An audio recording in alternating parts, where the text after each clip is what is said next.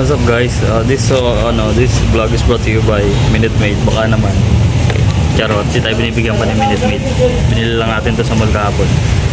Okay, so for today's video, mag-ano tayo, paparegister tayo ng motor kasi maraming checkpoint sa daan. Mahirap na. Baka ma-timingan tayo 12,000. Magkano lang naman pagpaparegister ka. So, magbayad ka na lang kasi pa-penalty ka pa. So, dito tayo ngayon sa Fortune Emission Testing dito sa Barangay Pamurangon dahil sa Marisnorte. So, naisa lang na yung motor natin. Ito lang, kunin na ni Bossing yung kanya papel.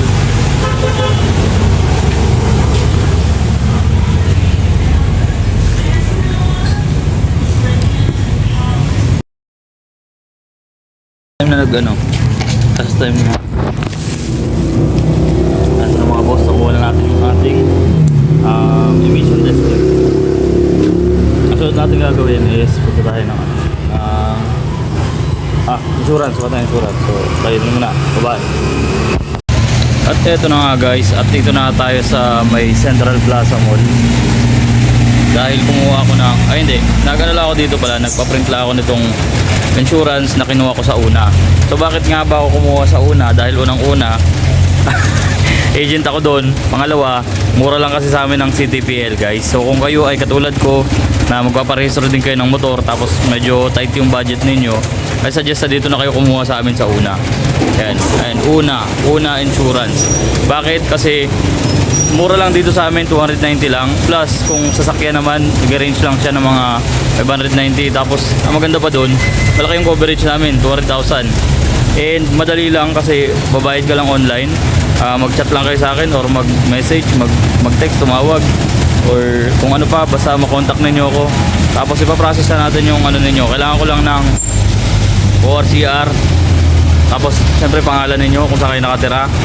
Tapos address saka email, kasi pagka sinend ko na sa inyo yung QR code o yung babayaran nyo dito, babayaran nyo na yun. Babayaran nyo na yung QR code na yun para makuha nyo na tong papel na to na ipipresent natin sa LTO mamaya. So ang kulang na lang natin sa step na gagawin natin para ma-register natin yung motor natin, para hindi tayo magbayad ng 12,000 kapag nahuli tayo, is nakapagpa-emission na tayo, tapos nakapagkuha na tayo ng insurance. Ayan. So ang sunod natin gagawin is pumunta sa LTO para kumuha ng inspection form. Tapos i-inspect nila yung motor ko kung ano yung kulang, ganyan. Tapos after nun, pag okay na yung inspection form, doon na tayo sa last step, which is magbabayad na rin tayo dun sa LTO. And then after nun, tapos na. So tapos na tayo second step, third step na tayo. So update ko kayo mamaya guys. Bye bye. At sa mga panahon ito, andito na tayo ngayon sa loob ng LTO. Ang number natin sa pagpa-inspect is number 157. So para lang tayo nasa Squid Game mga kaibigan. So eto, i-inspect na yung motor natin guys. At tatapos na nga tayo sa pagpapa-inspect ng motor. Andito na tayo ngayon sa last step natin, yung step 4, which is magbabayad na tayo dito sa mga window sa loob ng LTO, kung saan mang window nila tayo pagbabayarin. Tapos dito medyo matagal lang talaga. At ayun na nga guys, after ilang oras, inabot na rin tayo na maghapon. Ang oras natin ngayon ay 5:70 na ng hapon mga kaibigan. Tapos ngayon pa lang tayo nakakuha ng ating papel para hindi na tayo kakabahan sa mga checkpoint. Kaya bukas din maghahanap ako ng mga checkpoint para daanan ko sila at ipakita ko sa kanila na rehistrado na yung motor natin.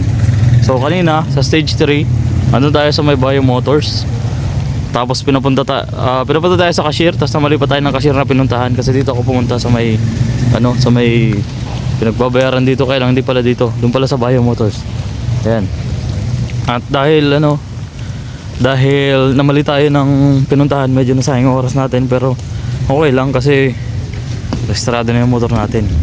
At bukas din humanda kayo mga checkpoint kasi dadaanan ko kayo. Okay, so yun lang guys.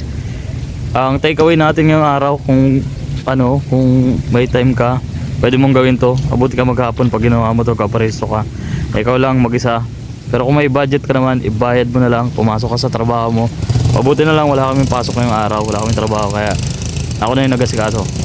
So ayun lang guys, stage 1, ulitin ko, stage 1 is emission, stage 2 kailangan mo magkuha ng insurance, kuha kayo sa amin sa una. Mura lang sa amin. Tapos, stage 3 is magpa-inspect ka ng motor. And then, pag na-inspect na yung motor mo, stage 4, magbayad ka na. So, yun lang guys. Bye-bye. Paalam.